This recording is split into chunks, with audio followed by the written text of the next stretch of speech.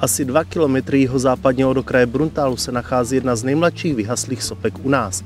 Jmenuje se Uhlířský vrch, na kterém dnes stojí barokní poutní kostel Panny Marie Pomocné.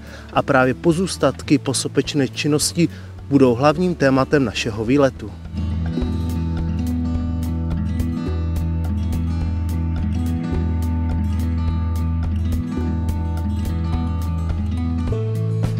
Takže Moravskoslezský kraj, okres Bruntál.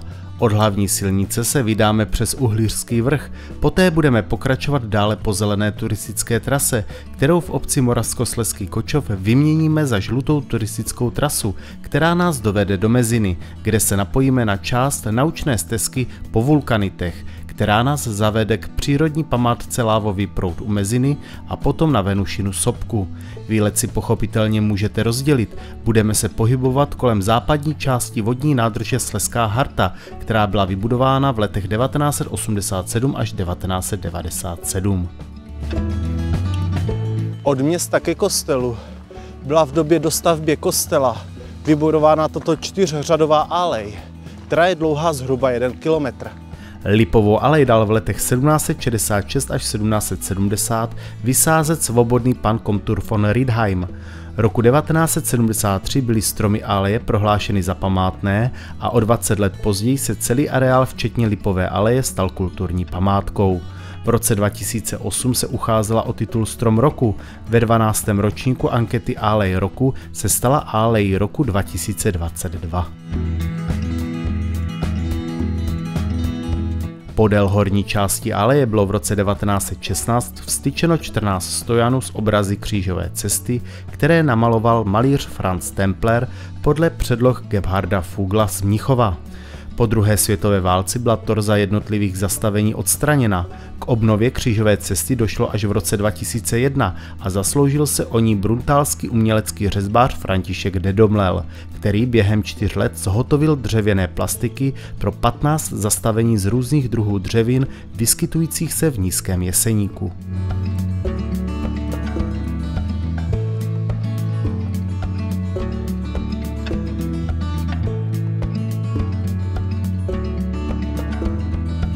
Tak a už jsme nahoře. V nadmořské výšce 672 metrů nad mořem. Dominantou tohoto vrchu je právě kostel Panny Marie Pomocné. A i ty výhledy stojí za to. Teda, pokud vám přeje počasí. A i když nám počasí opravdu moc nepřeje, tak se aspoň rozhlédneme na podzimní krajinu a na obec Moravskoslezský Kočov.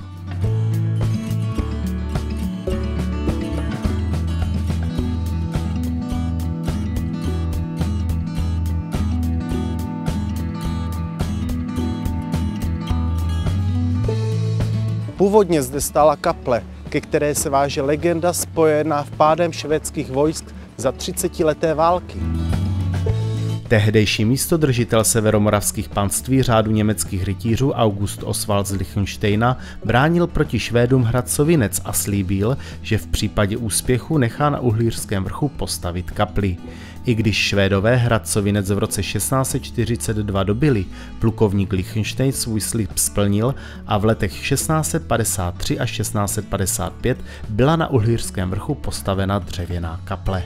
Vzhledem ke zvyšujícímu se množství poutníků se na začátku 18. století uvažovalo o výstavbě většího kostela. A právě v letech 1755 až 1765 byl postaven krnovským architektem Jiřím Friedrichem Gansem jednolodní barokní kostel. Patřil k významným poutním místům na severní Moravě. Po devastaci ve druhé polovině 20. století sovětskými vojsky byl kostel obnoven po roce 1989. Od roku 1958 je evidován jako kulturní památka.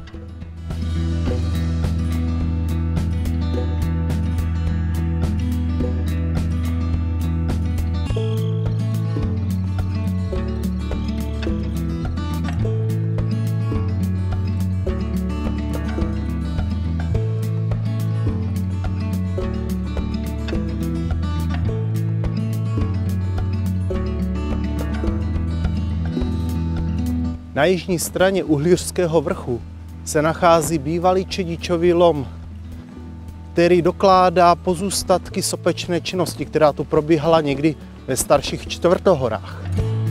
Což bylo někdy zhruba před 2 miliony let. Krásně je vidět čedičové podloží, které se stalo domovem různých teplomilných rostlin, například vzácného bělolistu rolního. Přírodní památka byla založena 26. dubna roku 1966.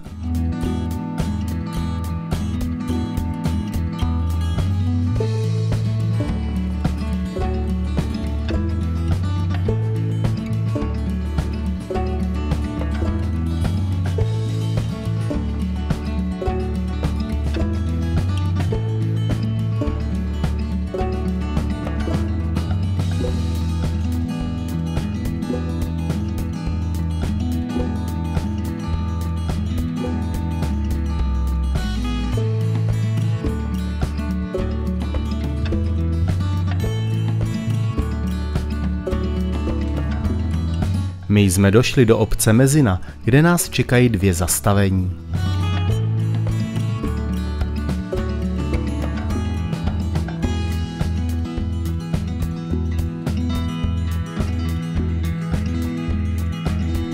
A naše další zastavení je tento bývalý lom.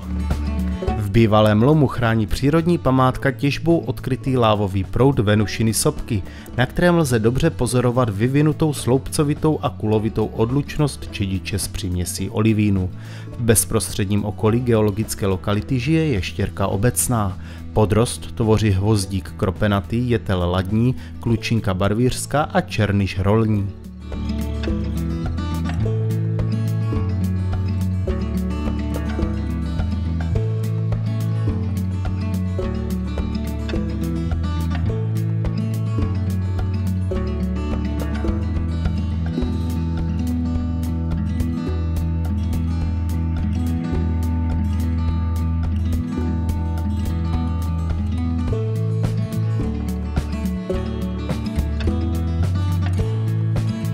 Když už procházíme obcí Mezina, tak za povšimnutí stojí kostel Nejsvětější Trojice z roku 1777. Nás nyní čeká menší výšlap do kopce.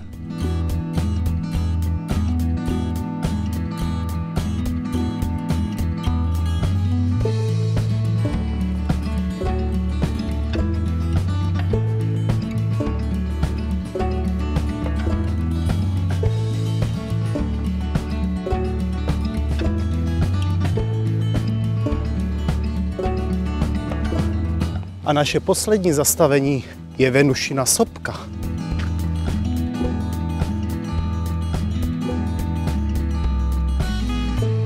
Sopečnou činnost zde připomíná pouze červeno-hnědé zbarvení půdy. Hlavní zastoupení tu mají výlevní horniny čedič a bazalt, které jsou pokryty sopečnými vyvrženinami charakteru tufů a tufitů z výskyty tzv. Sopečných pum.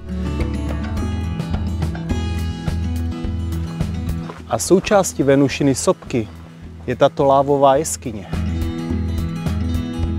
Venušina sopka je známá i mineralogicky, neboť se v čediči hojně nachází zelený nerost olivín.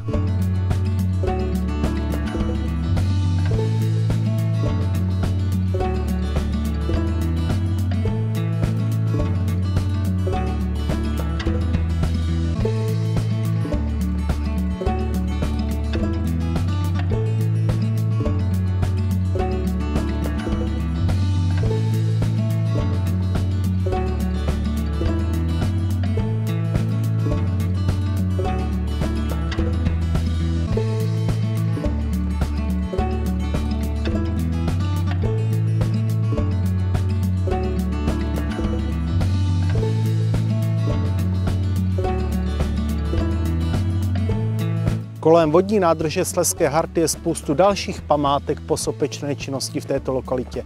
Ale to si necháme zase někdy na příště. Vy si nás přijďte do odběru, abyste popřípadě nepřišlo o další epizodu. Podívejte se i na náš YouTube kanál, kde je spoustu dalších zajímavých výletů, ať už v Moravskoslezském kraji, či někde jinde v České republice. A nezapomeňte, zase příště se uvidíme na dalším výletě. Mějte se krásně a nashledanou.